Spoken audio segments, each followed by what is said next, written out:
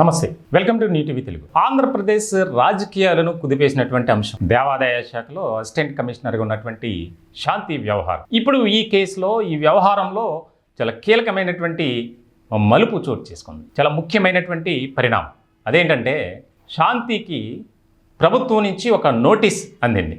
ఆ నోటీసులో మీ భర్త ఎవరో 15 రోజుల లోపు మీరు ప్రభుత్వానికి నివేదిక సమర్పించాలి. చాలా ముఖ్యమైనటువంటి అంశంగా మారింది. ఎందుకనంటే ఈ శాంతి వ్యవహారంలో చాలా కీలకమైనటువంటి పరిణామాలు, కొంతమంది ముఖ్యమైనటువంటి వైఎస్ఆర్సీపీ నేతలపై ఆరోపణలు, విమర్శలు ఇప్పుడు కూడా అది ఒక ఏదో సీరియల్లో ఎపిసోడ్స్ లాగా నడుస్తూనే ఉంది. దీనికి సంబంధించి ఎవరైతే ఆరోపణలు ఎదుర్కొంటున్నారో ముఖ్యంగా వైఎస్ఆర్సీపీలో ఉన్నటువంటి నేత విజయసాయిరెడ్డి, ఆయన ప్రెస్ మీట్ పెట్టి మాట్లాడారు. నాకు ఎలాంటి సంబంధం లేదు.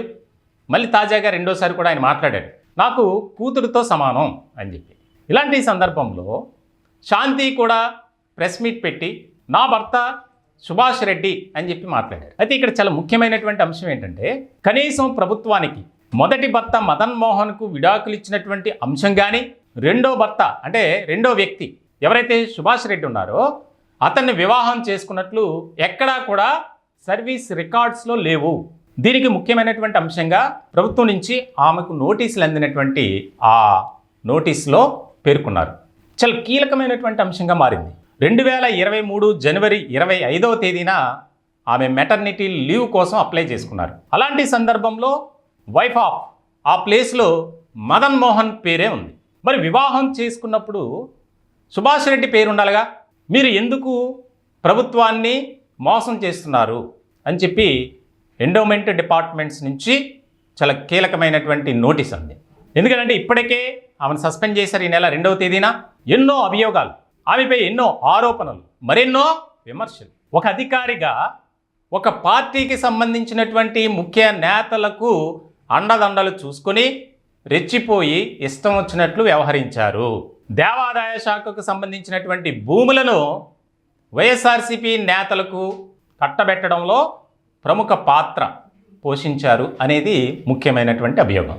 ఇటువంటి సందర్భంలో ఆమెపై 20 రకాలుగా అభియోగాలు, దానికి కూడా సమాధానం చెప్పాలి అని చెప్పి నోటీసులు పేర్కొన్నారు.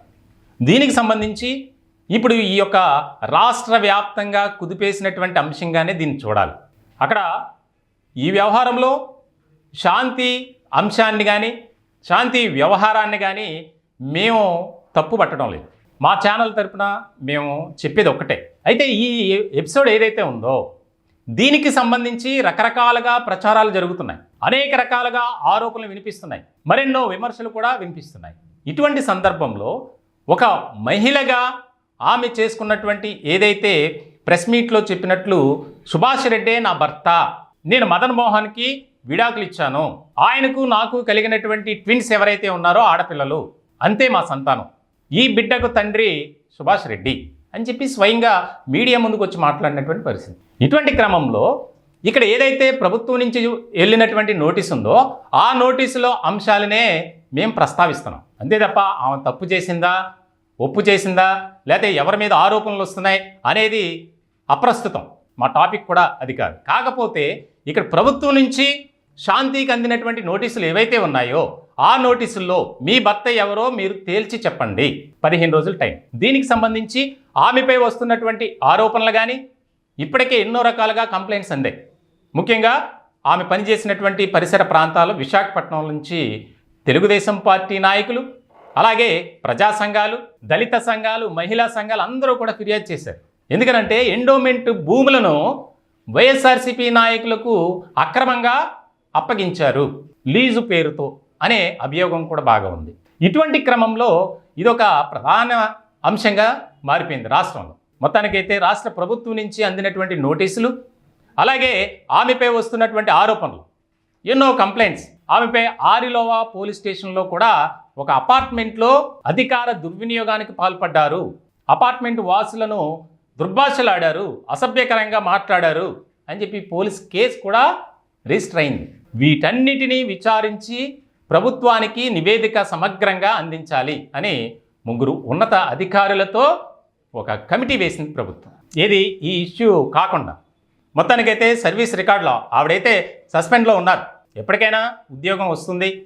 అలాగే ఈ అంశాలు ఏవైతే ఉన్నాయో అవి కరెక్ట్ కాదు, నాపై వస్తున్నటువంటి ఆరోపణలు కానీ వినిపిస్తున్నటువంటి విమర్శలు అవి వాస్తవం కాదు అని నిరూపించుకునేటువంటి బాధ్యత ఒక అధికారినిగా శాంతిపై చాలా ఉంది. ఇటువంటి క్రమంలో 15 రోజుల్లోగా మీరు పూర్తి స్థాయి నివేదిక ఇవ్వాలి.